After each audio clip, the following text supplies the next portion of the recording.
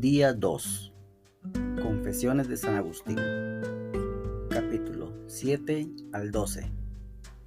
Compartiremos los temas: torpeza de mi infancia, primeros balbuceos, los castigos escolares, mi afición al juego y a los espectáculos. Enferma gravemente y pide el bautismo. Le obligan a estudiar. 7. Torpeza de mi infancia. 11. Óyeme, Dios. Ay de los pecados de los hombres. Precisamente es un hombre quien lo dice. Y tú te apiadas de él, porque tú hiciste al hombre, pero no el pecado que hay en él. ¿Quién me traerá a la memoria el pecado de mi infancia, si nadie está limpio de pecado en tu presencia? Ni siquiera el niño que cuenta un solo día de vida sobre la tierra. Job 25:4. ¿Quién me lo recuerda? ¿Puede hacerlo cualquier bebé en el que ahora veo retratado lo que no recuerdo de mí? ¿Cuál era entonces mi pecado? ¿Sería el lloriqueo que acompañaba mi deseo de mamar? Porque si yo ahora hiciera lo mismo, no con el pecado, sino con la comida adecuada a mis años, se burlarían de mí y merecería un buen castigo. No cabe la menor duda de que entonces hacía cosas reprensibles, pero era incapaz de entender al que me regañaba. Tampoco la razón ni la costumbre aconsejaban que me corrigieran en este punto. Estos defectos se van erradicando a medida que vamos entrando en la madurez. Por otro lado, no he visto a nadie que, a sabiendas, deseche los objetos aún útiles cuando hace la limpieza. Es lógico pensar que en aquella época era bueno exigir, por medio del llanto, cosas que, en caso de que me fueran concedidas, me serían perjudiciales. Era bueno que me pusiera furioso con personas maduras, con los padres que me dieron el ser, con personas de condición libre, que no aceptaban mis caprichos y que no se sometían a mis antojos. Era bueno el empeño que ponía en propinarles golpes porque se mantenían firmes ante exigencias que, en caso de satisfacerlas, me perjudicarían. Se sabe que la debilidad de los miembros infantiles es inocente, pero no lo es del ánimo infantil. Pude observar en cierta ocasión los celos de un bebé que apenas articulaba sonido y ya clavaba sus ojos malhumorados, con su cara lívida, a un hermanito suyo. ¿A quién se le escapan detalles como este? Dicen que tanto las madres como las amas corrigen estos desvíos con no sé qué clase de trucos. A no ser que consideremos los gestos de este tipo de cosa inocente, que por ejemplo un niño tolere que otro niño participe de la leche abundante, dándose cuenta de que está muy necesitado de ella y sabiendo que su vida depende exclusivamente de este alimento. Sin embargo, hay cierta tolerancia ante estos defectos, no porque tengan poca importancia, sino porque son cosas que desaparecen con el tiempo. Y si bien es verdad que en el caso de los niños este comportamiento tiene excusa, estos mismos defectos resultan intolerables cuando se observan en personas mayores. 12. Pero tú, Señor, que le has dado al niño una vida y un cuerpo, que lo has equipado de sentidos y de una contextura de miembros, que le has vestido de hermosura y, para garantizar su integridad e inmunidad, has puesto en él todos los impulsos de un ser animado. Me pides que te alabe por todos estos dones, confiese y cante tu nombre, oh Altísimo. Salmo 92:2. Porque tú eres un Dios omnipotente y bueno aunque no hubieras hecho más que esto que nadie más que tú puede hacer. Eres el único, de quien procede toda razón y orden. Eres el Hermosísimo, que das forma a todos los seres y ordenas todas las cosas con tu ley. Señor, me da vergüenza asociar la vida que actualmente disfruto con aquel periodo de mi vida que no recuerdo haber vivido, pero que remito a testimonios ajenos y que deduzco haber vivido, por lo que veo en el resto de los niños, y porque esta conjetura merece crédito. Y por lo que respecta a las tinieblas de mi olvido, este periodo de mi vida es parecido al que pasé en el seno de mi madre. Pero si fui concebido en la maldad, y si mi madre me alimentó en su seno entre pecados. Salmo 51:7.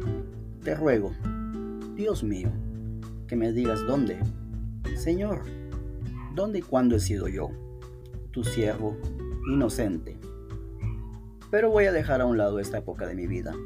¿Qué interés puede tener en ella, si ni siquiera conservo el más mínimo recuerdo? 8. Primeros balbuceos. 13. ¿No es cierto que yo, en mi camino hacia la madurez, pasé de la infancia a la niñez?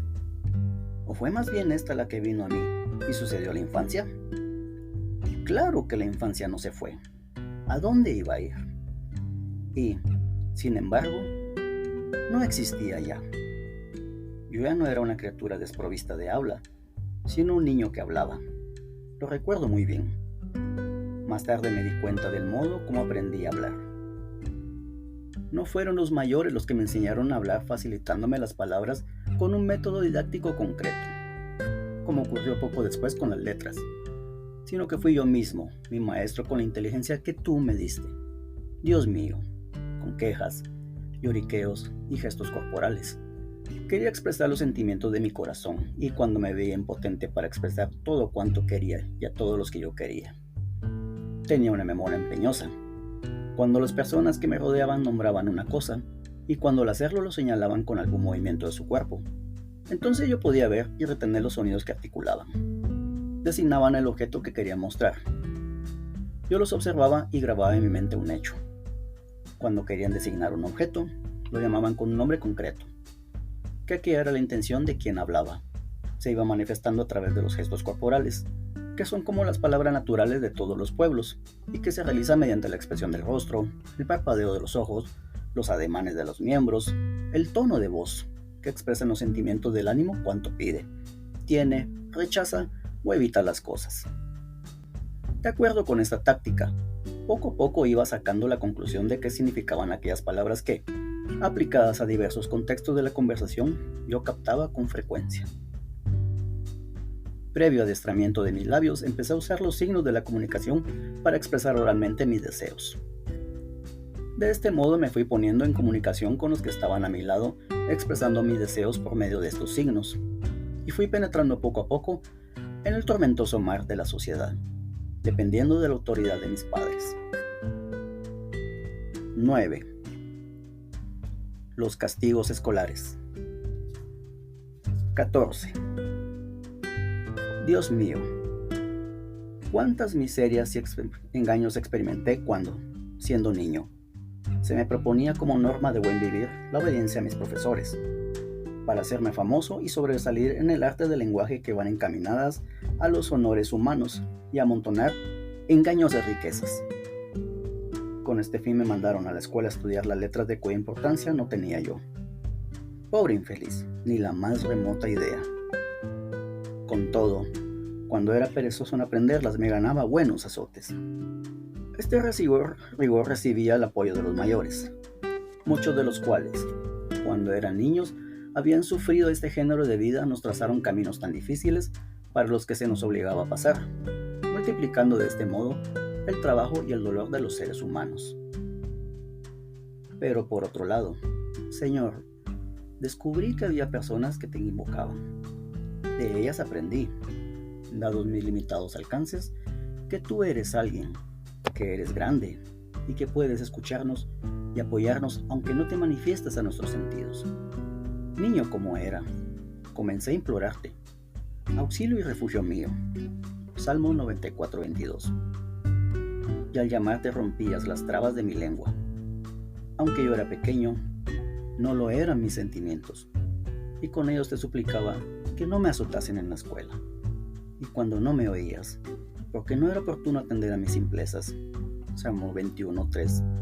Las personas mayores e incluso mis padres, que no querían que me ocurriera nada malo, se reían de mis azotes, que me parecían un mal terrible y duro. 15. Señor, ¿hay algún alma tan grande, unida a ti por amor extraordinario? ¿Hay alguien, repito?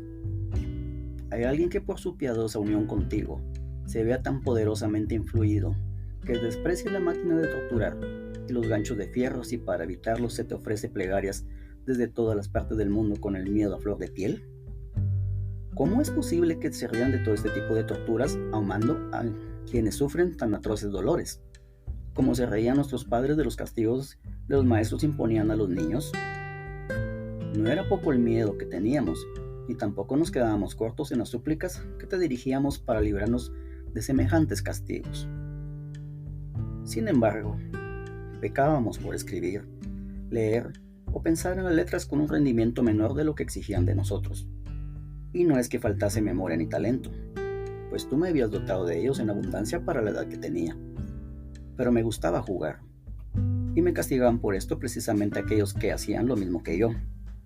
Pero claro, las distracciones de los adultos se llaman negocios, mientras que los de los niños, que son simplemente distracciones, son objeto de castigo por parte de los adultos. Y nadie se compadece ni de los niños ni de los grandes, o más bien, ni de unos ni de otros. Un juez honesto e imparcial podría haber dado su aprobación a los castigos que me habían impuesto, porque de niño jugaba a la pelota, y eso era un obstáculo para aprender rápidamente aquellas letras que, cuando fuera mayor, me abrirían el camino para juegos más sucios. Pero actuaba de otra manera el profesor que me propinaba la paliza. Si un colega suyo le ganaba en cualquier disputa de poca importancia, seguro que le daba más rabia y sentía más envidia que cuando me había derrotado en un partido de pelota. 10. Mi afición al juego y a los espectáculos. 16. Y sin embargo, yo seguía pecando. Señor y Dios mío, ordenador y creador de todos los seres que existen en el mundo, aunque de los pecados, solamente ordenador. Yo seguía pecando, Señor Dios mío, actuando contra las órdenes de mis padres y de aquellos maestros. Podían serme útiles para el día de mañana aquellas enseñanzas que ellos, al margen de su intención, pretendían que yo aprendiese, porque yo era desobediente no por pretender algo mejor, sino sencillamente por mi afición al juego. En las competiciones, lo que más me atraían eran los triunfos resonantes y que hubiera quien halagara mis oídos con relatos fabulosos que fomentaban en mí una comezón que me consumía cada día más. Los ojos se me iban detrás de los espectáculos, que son los juegos de las personas mayores. Los organizadores de estos espectáculos son tan considerados que todo el mundo, salvo contadas excepciones, desearían lo mismo para sus propios hijos. Sin embargo, ven con gusto que se les castigue si esta clase de espectáculos constituye un obstáculo para los estudios por cuyo medio, no obstante, tienen la ilusión de que sus hijos lleguen un día a ser promotores de ellos. Mira con misericordia, Señor, esta situación absurda y libera a los que ya te invocamos. Libera también a los que aún no te invocan, para que te invoquen y sean igualmente libres. 11. Enferma gravemente y pide el bautismo. 17. Siendo niño, había oído hablar de la vida eterna que nos está prometida mientras la humildad del Señor nuestro Dios, que descendió hasta nuestra soberbia. Me marearon con la señal de la cruz y saboreé la sal bendita, apenas salí del seno de mi madre, que puso una gran esperanza en ti. Tú viste, Señor, que un día, siendo todavía niño, me subió de repente la fiebre como consecuencia de una colusión intestinal y estuve en trance de muerte. Tú, Dios mío, que eres ya mi custodio. Génesis 28:15. Viste con qué empeño de mi corazón y con qué fe solicité de la piedad de tu iglesia, Madre mía y Madre de todos nosotros, el bautismo de tu Cristo, mi Dios y Señor. Asustada mi madre carnal, que con más amor en su corazón puro me estaba dando a luz para la vida eterna, trabajaba atenta y preocupada para que fuese iniciado y purificado con los sacramentos de la salvación, para que recibiera el bautismo, y confesándote, Señor Jesús, para que se me perdonase los pecados. Cuando, de pronto, comencé a mejorar.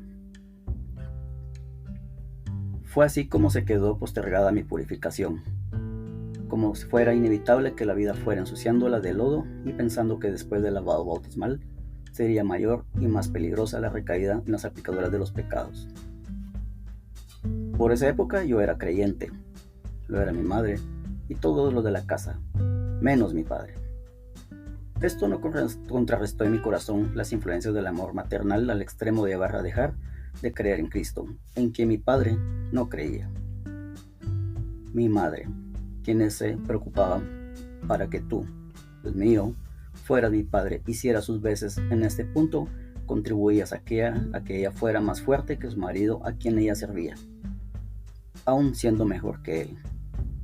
También en esto te servía a ti, que eres quien ha dispuesto en condición de sometimiento. 18.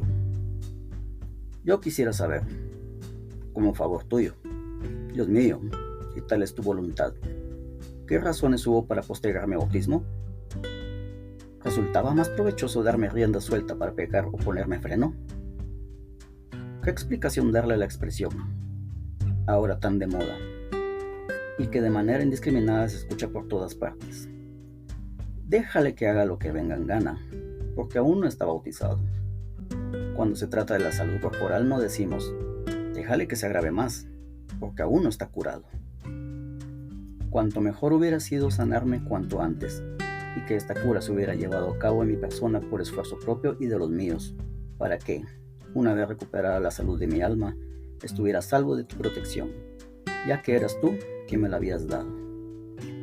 Claro que habría sido mejor, pero qué bien conocía mi madre el oleaje de las grandes tentaciones que me amenazarían una vez pasada la niñez. Qué bien proveía mi madre estos golpes. Por eso prefirió exponer a los embates del mar el barro del cual me habría de formar, antes que la imagen misma. 12. Le obligan a estudiar. 19. En mi niñez, para mí menos alarmante que la adolescencia, no me gustaba estudiar ni que me obligaran a ello. Sin embargo, me obligaban, y con ello me hacían un bien, ya que estoy convencido de que si no me hubieran obligado, no hubiera aprendido nada. No se hace bien lo que se hace a desgano, aunque sea bueno lo que se hace. Tampoco hacían bien los que me obligaban. El único que me hacía bien eras tú, Dios mío. Los que se empeñaban en que yo estudiara no tenían otro fin que satisfacer los apetitos insaciables de una opulenta miseria y de una gloria denigrante. Pero tú, que tienes contados los cabellos de nuestra cabeza, Mateo 10:30, te servías del error de todos los que me presionaban a aprender, y lo hacías para mi bien. También te aprovechabas de mi error de no querer aprender, y lo hacías para castigarme, lo que yo tenía bien merecido, siendo como era tan chiquito, y un pecador tan grande. Así pues, te servías de los que no obraban bien para hacer el bien a mí, y a mí, que era pecador, me dabas mi merecido. En efecto, tú has establecido una ley que no falla. Toda alma desordenada lleva dentro de sí su propio castigo.